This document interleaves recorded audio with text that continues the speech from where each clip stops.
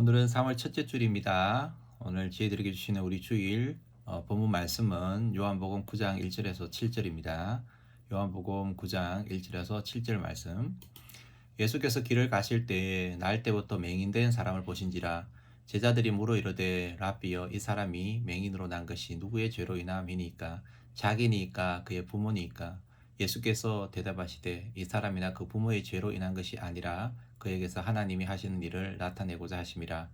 때가 아직 낮음에 나를 보내신 이의 일을 우리가 하여야 하리라. 밤이 오리니 그때는 아무도 일할 수 없느니라. 내가 세상에 있는 동안에는 세상의 빛이로다. 이 말씀을 하시고 땅에 침을 뱉어 진흙을 이겨 그의 눈에 바르시고 이르시되 실로암 못에 가서 씻으라 하시니, 실로암은 번역하면 보냄을 받았다는 뜻이라. 이에 가서 씻고 밝은 눈으로 왔더라. 아멘. 브레임은 깨라고 있는 겁니다 라는 제목으로 말씀 전하겠습니다. 과학계의 베어토벤이라는 사람이 있는데요, 아인슈타인 이래 가장 탁월한 물리학자로 여겨지는 고 스티븐 호킹 박사님입니다. 베토벤이 20세가 되어서 형격이 약해지고 40세가 되어서 청력을 완전히 상실하게 되었는데요, 이런 청력을 상실한 상황에서도 그 유명한 운명이라든지 합창 같은 불후의 명곡을 만들게 됩니다. 호킹 박사님도 처음에는 아주 평범한 대학생이었습니다. 부유한 집안에 태어나서 옥스퍼드 대학교를 졸업하고 캠브리지 대학원을 다니고 있었습니다. 그런데 몸이 아파서 병원에 갔는데 거기서 루게딩 병이라는 그런 진단을 받고 2년밖에 살지 못한다는 청천벽력 같은 소식을 듣게 됩니다. 그런데 이 호킹 박사의 그 학문 인생이 이때부터 시작되었다라고 이야기를 해요. 그는 이렇게 말합니다. 일찍 죽을 것이라는 예상 속에 내 인생 전부를 걸었다. 그래서 시간은 나에게 언제나 귀중하다. 그는 신체에 거의 움직일 수 없는 그 조건에서도 얼굴 근육만 움직여 특수 설계한 컴퓨터와 음향기기를 이용해서 모든 활동을 했다라고 그래요. 인간의 한계를 넘는 모습을 보여준 것입니다. 그러면서 그가 남긴 학문적인 업적은 실로 대단합니다. 그 가운데 대표적인 것이 이제 블랙홀 이론인데요. 우주에 이제 블랙홀이 있는데 이 블랙홀이 에너지를 방출하며 소멸할 수 있다라는 그 혁명적인 이론을 발견해냈던 것입니다. 그리고 2년밖에 살지 못했다는 이런 의사의 진단에도 불구하고 그는 불굴의 의지로 55년을 더 살면서 과학계에 큰 업적을 남기게 됩니다. 그가 죽으면서 한 유명한 말이 있습니다.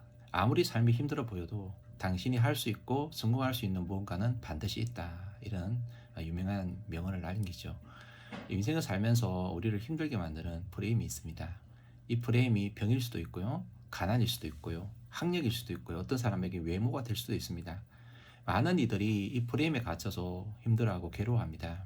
그런데 이 프레임이라는 것은 거기 갇혀서 괴로워하고 있으라는 것이 아니라 깨라고 있다라는 것입니다. 혹시 여러분에게 이 프레임이 있다면 그것을 빨리 깨고 탈출하시길 바랍니다. 오늘 우리에게 주는 말씀은요, 누구에게나 이 프레임이 있다는 것입니다. 그리고 이 프레임이 특별히 사단이 씌워놓은 이 프레임을 박살내고 자유하는 삶을 살아라 라고 도전하고 있는 말씀입니다. 본문을 보시게 되면 예수님께서 길을 가시는데 날 때부터 볼 수 없는 시각장애를 만난 것입니다. 얼마나 불행하겠습니까? 근데 제자들이 이들을 보면서 뭐라고 말하냐면, 예수님, 이 사람이 눈을 보지 못하는 것이 누구의 죄 때문입니까? 자기입니까? 그 부모입니까? 지금 시각장애인을 보면서 어떤 프레임을 씌워버리는 거죠. 누군가 죄를 지었기 때문에 이렇게 되었다라는 프레임입니다. 그 부모가 죄를 지었든 아니면 그 사람이 죄를 지었기 때문에 이렇게 된 것이다 라는 것이죠. 그러니까 죄라는 틀 속에 인간의 불행을 가두어 버린 것입니다. 이것은 매우 바르지 못한 발상입니다. 우리가 안고 있는 모든 문제를 관련된 사람의 죄 때문이다라고 생각을 하는 거죠. 물론 어떤 경우에는 이 죄 때문에 그런 문제가 생길 수 있습니다. 질병을 예로 들면은 죄 때문에 죄를 지었기 때문에 에이즈라든지 알코올 중독이라든지 이런 병이 걸릴 수 있죠. 중독증 때문에, 그리고 죄를 지었기 때문에 감옥에 들어가서 전과자가 될 수도 있고요. 성경에 보면은 아사 왕 같은 경우 하나님보다 이웃나라 아람을 더 의지함으로 노년에 발병이 났다라고 이야기를 하고 있습니다. 근데 이런 경우는 살아가면서 그 사람이 잘못된 것에 대한 마땅한 대가입니다. 그건 지극히 당연한 모습이다라고 볼 수 있죠. 하지만 오늘 사항은 완전히 다른 경우입니다. 나의 의지와는 전혀 상관이 없이 태어나면서부터 아무것도 볼 수 없잖아요. 그런데 어떻게 그거 가지고 누구 죄입니다 이렇게 말할 수가 있습니까? 그것은 잘못된 정의죠. 잘못된 프레임인 것입니다. 그것은 깨트려야 됩니다. 깨트려 버려야 되는 것입니다. 그런 생각을 절대로 해서는 안 된다는 것이죠. 내가 태어난 거 가지고 내가 당한 교통사고 아니면 질병 이런 거 가지고 이게 누구 때문이야 아니면 내 때문이야 부모님을 탓한다든지 나를 탓한다든지 이런 자세를 가지는 것 그건 옳지 못한 것입니다. 그런데 오늘날 많은 사람들은 이런 프레임에 갇혀서 그 환경을 바라보기 때문에 얼마나 불행한 삶을 살아가는지 모르는 것입니다. 나는 왜 머리가 이거밖에 안 될까? 노력하는데도 아무리 공부해도 성적이 오르지 않아. 부모님 유전자가 나빠서 그런 것인가? 이게 자기가 머리 나쁜 거 가지고 부모님을 탓하면 뭐 하겠습니까? 그것은 잘못된 생각이죠. 잘못된 프레임에 갇혀 있는 것입니다. 나는 왜 이재용 같은 사람의 아들로 태어나지 못했어? 우리 부모님 왜 이렇게 찢어지게 가난할까? 여러분 가난을 물려주고 싶어서 물려주는 부모가 어디 있겠습니까? 저도 장성에서 귀가 잘 들리지 않았거든요. 근데 이제 귀가 잘 들리지 않았을 때 부모님 때문이더라고 순간적으로 원망했던 적이 있었습니다. 근데 그게 부모님 때문이 아니라는 것을 알고 회개했습니다. 왜냐하면 이게 부모님 잘못도 나의 잘못도 아님을 알았기 때문에 그렇습니다. 그 누구의 죄 때문이 아니다라는 것이죠. 마귀는 이와 같이 우리를 끊임없이 어떤 프레임에 가둬버립니다. 너의 불행은 누구 때문이야? 누구의 죄 때문이야? 이 프레임인 거예요. 이 프레임에 갇히게 되면은 끊임없이 누군가를 미워하게 되고 원망하게 됩니다. 부모 때문이다 이렇게 생각하면은 부모를 미워하고 원망하는 거예요. 사회가 악하기 때문이다 이렇게 생각하면 사회에 대해서 끊임없이 불평하고 그리고 또 사회에 대해서 불만을 가지는 거예요. 여러분 오늘날 묻지마 범죄 이런 것들이 참 많이 일어나는데요. 바로 이런 잘못된 프레임에 갇혀있기 때문에 생겨나는 거예요. 나는 원래 선한데 세상이 이렇게 악하기 때문에 내가 지금 이런 모습이 되었어. 여러분 그리고 또 어떤 경우에는요. 이런 경우가 있어요. 문제를 나 자신에게 돌리는 거예요. 이 모든 게 나 때문이야. 모든 게 내가 잘못했고 내 문제야. 겸손한 게 아니에요. 자기에게 문제를 돌리고 자기 프레임에 갇혀져 있는 거죠. 문제를 일으키지도 않았는데 난 잘못도 없는데 내 때문이라고 생각을 하는 이것은요. 지나친 자책감, 우울증, 패배의식 이렇게 사로잡혀 많은 것을 볼 수가 있는 것입니다. 이렇게 나라는 프레임에 갇히게 되면 이 또한 자신을 너무 불행하게 만드는 것입니다. 여러분 우리는 이 프레임을 깨야 됩니다. 나의 불행이 누군가의 죄 때문이야 라는 이 프레임에서 벗어날 수 있어야 되는 것입니다. 불교에 보게 되면 세상을 말할 때 제일 많이 쓰는 용어가 바로 업보라는 단어죠. 업보. 우리나라 속담에 인과응보, 권선징악 이 표현과도 유사하죠. 그러니까 뿌린 대로 거둔다라는 것입니다. 불행하게 태어난 것, 가난하게 태어난 것, 이 모든 게 업보다라고 보는 거예요. 전생에 조상이 나쁜 짓을 많이 해서 업보로 그렇게 태어났다. 이렇게 생각하는 거죠. 세상 사람들은 대부분 이런 생각을 가지고 있습니다. 그건 업보야. 그렇기 때문에 그건 바꿀 수가 없어. 여러분 이것은 마귀가 제일 좋아하는 프레임이에요. 그냥 불행하면 불행한 대로 그대로 고통스러우면 고통스러운 대로 그냥 그대로 살아가. 운명이기 때문에 바꿀 수가 없어. 받아들여. 이렇게 생각하는 거예요. 이게 마귀가 좋아하는 거예요. 마귀는 우리를 죽이고 멸망시키는 거예요. 여러분 그렇게 살고 싶습니까? 내 삶이 업보라고 생각하면서 운명이라고 생각하면서 아무것도 안 한 채 그렇게 불행하게 고통스럽게 살아가고 싶습니까? 그렇게 살면 안 되는 거죠. 오늘 우리 주님의 말씀에 귀를 잘 기울이시기 바랍니다. 예수님께서 이 땅에 오신 것은요. 이렇게 마귀가 쳐놓은 프레임을 깨뜨리기 위해서 오신 거예요. 그냥 운명이라 생각하며 누구를 탓하도록 만드는 이 프레임을 다 깨뜨려버리기 위해서 그리고 우리를 자유케 하기 위해서 우리 예수님이 오셨습니다. 오늘 이 말씀을 보시면은 지금 제자들이 앞을 보지 못하는 이 시각장애인 앞에 그것이 마치 누군가의 죄 때문이다라고 바라보게 함으로 말미암아 다시 한 번 더 절망하게 빠지게 만드는 거예요. 그러니까 2차 가해를 하고 있는 것을 보게 되는 거죠. 아주 잘못된 모습이죠. 이에 대해서 예수님 뭐라고 말씀하시냐면 3절에 보니까 예수께서 대답하시되 이 사람이나 그 부모의 죄로 인한 것이 아니라 그에게서 하나님이 하시는 일을 나타내고자 하심이라. 이게 무슨 말씀입니까? 내게 주어진 운명의 프레임에 갇히지 말라라는 거예요. 내 때문이야, 부모님 때문이야, 이 프레임에 갇히지 말라라는 것입니다. 그러기 위해서는 누군가 탓하는 프레임에 대해서 단호히 노라고 말해야 됩니다.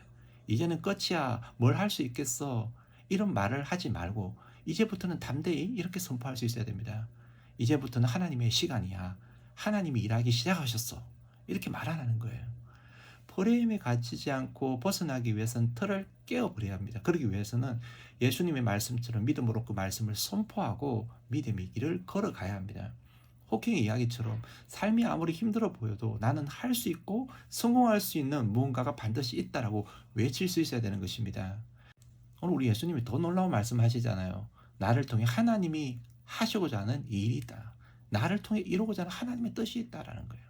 여러분 그렇게 선포하십시오. 여러분 성경에 다윗 안 보세요. 다윗. 이 다윗이요. 이 왕이 되려고 기름 부음을 받았지만 고생을 많이 했어요. 사울에게 오랜 시간 동안 쫓겨다녔잖아요. 그러면서 굉장히 많은 환난을 당하는데 참 힘들고 어려웠을 거예요. 근데 그럼에도 불구하고 다윗은 자기가 당한 그 환경에 프레임에 갇히지 않아요. 환경을 탓하지 않습니다. 사람을 탓하지 않습니다. 오직 하나님을 바라보면서 이렇게 선포합니다. 시편 56편 11절에 내가 하나님을 의지하였은즉 두려워하지 아니하리니 사람이 내게 어찌하리까. 118편 6절에 여호와는 내 편이시라 내가 두려워하지 아니하리니 사람이 내게 어찌할까. 사람이 나를 어떻게 할 수 없다라는 거예요. 그 프레임에 갇히고 싶지 않다라는 거예요. 어떤 환경에 처하더라도 하나님이 나와 함께 하시면 능히 이것을 극복할 수 있다라고 바라보는 것입니다. 그렇다면 나의 삶을 통해 하나님의 하시는 그 역사의 주인공이 되어야 되는데, 그러기 위해서는 우리에게 필요한 것이 무엇일까요? 오늘 이 시각장애인을 통해 이루시는 하나님의 말씀을 보면서 두 가지 마음가짐이 있어야 돼요. 첫 번째가 뭐냐면 예수님의 재창조의 능력을 믿어야 합니다. 본문을 보시면은 예수님께서 당신이 세상의 빛이다라고 말씀하시고 나서 매우 특별한 퍼포먼스를 하네요. 뭐냐면 땅에 침을 뱉어서 진흙을 이겨 이 맹인의 눈에 바릅니다. 그리고 실로암 못에 가서 씻으라고 이야기해요. 이 실로암은 보냄을 받았다라는 뜻이거든요. 한번 생각해 보시죠, 여러분. 예수님은요 말씀으로 모든 걸 하실 수 있으세요. 말씀으로 만물을 창조하셨고 풍랑도 잔잔하게 하시고 죽은 자도 살리시는 분이세요. 자, 지금 이 맹인 말씀으로 능히 고치지 못하시겠습니까? 다 하실 수 있으세요. 근데 그렇게 하지 않으십니다. 굳이 이런 퍼포먼스를 하시는 거예요. 특별한 퍼포먼스. 많은 퍼포먼스 중에 예수님이 침을 뱉다 진흙을 이겨 그 눈에 바르십니다. 여기서 뭘 볼 수 있습니까? 여러분, 이 진흙을 이긴다는 것은요, 우리 주님이 인간을 원래 지을 때에 흙으로 사람을 지었잖아요. 이 진흙을 이겨서 발랐다는 것은 내가 너를 다시 만들기를 원해. 내가 너를 다시 새롭게 하기를 원해. 그런 의미가 여기 담겨 있는 거예요. 원래 우리 인간은 흙으로 지음을 받았지만은 지금 만신창이가 되어 있는 것입니다. 이게 누구 때문이 아니라 아담과 하와 때부터 가진 원죄 때문이에요. 이렇게 고통받는 인생을 구원하기 위해서 우리 예수님이 오신 것입니다. 즉 예수님께서 흙을 이겨 눈에 발라주시는 것은 내가 너를 다시 만들어주겠다는 선언이에요. 새롭게 볼 수 있는 자로, 온전히 볼 수 있는 자로 만들어주겠다는 선언인 거예요. 여러분, 우리 예수님 이런 분이세요. 완전히 망가져 있는 인생을 다시 만들어주시는, 새롭게 만들어주시는, 재창조해주시는 분이 바로 예수님이세요. 여러분, 예수님의 재창조의 능력을 믿으시기를 축원합니다. 이 재창조의 능력을 믿는 인생은요, 다른 누구를 탓하지 않습니다. 환경이 조금 힘들다고 포기하지 않습니다. 실패했다고 낙심하지 않습니다. 비록 지금은 이렇게 볼품없어 보여도 하나님의 능력이 임하는 날에는 정금같이 나오는 인생이 될 줄 믿기 때문에 그렇습니다. 욥이 모든 걸 다 잃어버리고 고통 가운데 있었지만은 그가 한 유명한 고백이 있잖아요. 그는 하나님을 믿었습니다. 이 옛날 버전으로 한번 보게 되면 욥기 23편 10절에 보니까 나의 가는 길을 오직 그가 아시나니 그가 나를 단련하신 후에는 내가 정금같이 나오리라. 지금은 내가 지금 너무 만신창이 됐고 진짜 내가 볼품없지만 정말 보잘것없는 인생이지만 아무도 나를 알아주지 않지만 주님이 나를 다시 단련하신 후에는 나를 재창조하실 때는 정금 같은 인생이 된다는 거예요. 여러분, 주님이 나를 새롭게 하실 수 있으면 믿으시기 바랍니다. 재창조의 능력을 믿으시기를 축원합니다. 그리고 두 번째, 이 영광스러운 하나님의 일을 경험하기 위해서는요, 말씀의 순종이 기적을 낳는다는 것을 우리 믿어야 합니다. 자, 이 시각장애인이 예수님이 진흙을 이겨 눈에 바르고 실로암 못에 가서 씻으라라고 했었습니다. 즉각 순종하는 모습을 보여요. 7절 말씀을 보실게요. 이르시되 실로암 못에 가서 씻으라 하시니, 실로암은 번역하면 보냄을 받았다는 뜻이라 이에 가서 씻고 밝은 눈으로 왔더라. 여러분, 실로암 못에 가라라고 했을 때에 이 맹인은 두말은 꼭 거기 갑니다. 볼 수 없으니까 여러분 얼마나 불편하겠습니까? 하지만 그 불편해도 가는 거예요. 누가 안내해주는 사람이 없어도 주님 말씀하시니 그냥 뚜벅뚜벅 뭐 속도가 나오지 않지만 그냥 그 길을 걸어가는 거예요. 순종의 걸음이 얼마나 귀한 걸음입니까? 그리고 이 진흙을 눈에 바르고 가라고 했잖아요. 거리를 지나가니까 사람들이 다 쳐다보잖아요. 얼마나 부끄럽겠습니까? 그런데 부끄러워도 가는 거예요. 자존심이 상해도 가는 거예요. 이게 우리 하나님 기뻐하는 모습이에요. 여러분, 순종은 뭐 따지고 가는 게 아니라 그럼에도 불구하고 가는 거예요. 우리의 삶 속에 이런 순종의 은혜가 있기 바랍니다. 여러분, 우리가 순종할 때 기적이 나타나는 거예요. 가서 씻었더니 눈이 나아버렸어요. 실로암 물이 대단한 효력이 있는 게 아니에요. 실로암 물이 무슨 힘이 있겠습니까? 무슨 능력이 있겠습니까? 주님의 말씀이 힘이 있는 거예요. 말씀이 생명이고 말씀이 능력인 것입니다. 이 말씀의 은혜가 여러분 가운데 있기를 주님 여러분 축원드립니다. 이 시각장애인은 자신이 보지 못한다 이 프레임에 갇혀 있지 않았습니다. 근데 주님의 재창조의 능력을 믿었고 이 재창조의 능력이 우리 주님의 말씀에 있다는 사실도 그는 믿었던 것입니다. 그리고 이 말씀을 순종함으로 나아갔을 때에 자신의 삶이 변화되고 하나님의 영광되는 놀라운 은혜를 경험하게 되었음을 볼 수가 있는 것입니다. 인생은 동굴이 아니라 터널입니다 라는 이 유명한 말을 누가 했을까요? 이 말은요, 이지선 교수가 한 말입니다. 원래 이지선 자매로 많이 알려져 있는데 이 자매가 제가 이제 몇 번 언급했지만 이 자매의 삶과 고백이 참 귀하기 때문에 제가 몇 번 언급합니다. 이화여대 4학년 때 그 꽃다운 나이에 도서관에서 공부를 마치고 귀가하다가 음주운전 사고자에게 사고를 당했어요. 그리고 차가 불이 타는 바람에 전신 화상을 입게 돼요. 그러니까 몸 전체 절반 이상이 몸이 불이 타요. 그게 만신창이가 된 거죠. 그 아름답던 미모가 다 얼그러지고 말았습니다.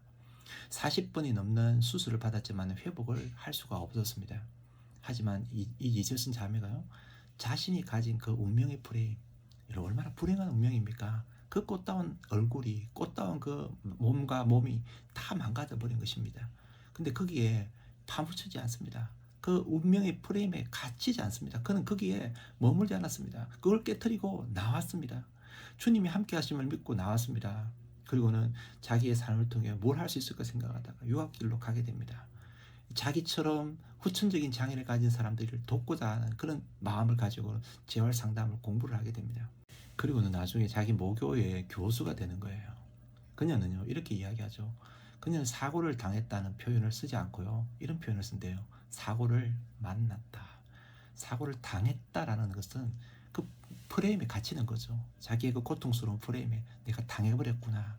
그걸 쓰지 않고 그는 사고를 만났다.